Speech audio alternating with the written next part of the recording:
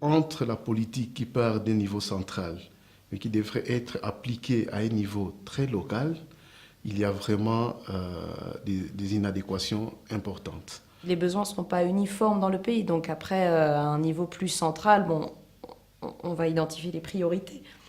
Mais c'est pour ça que quelque part, on doit identifier les besoins à la base, pour ensuite identifier les objectifs, pour ensuite identifier la bonne formule de financement.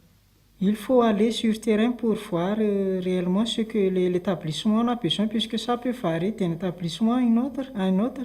Et c'est à partir de ça qu'on répartit les subventions. Puisqu'il y a des écoles qui sont, par exemple, qui ont déjà des cantines, qui ont beaucoup de financement dans l'établissement.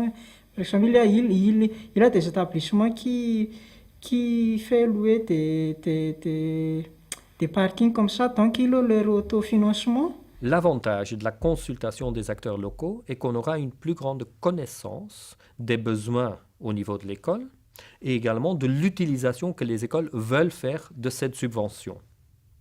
L'inconvénient est évidemment que ça prend toujours un peu de temps.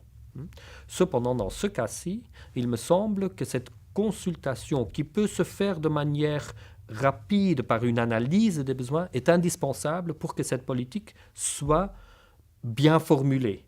Cela ne demande pas qu'on fasse des grandes participations, des grandes consultations, des longs processus de négociation, car cette politique est supposée de bénéficier aux acteurs locaux.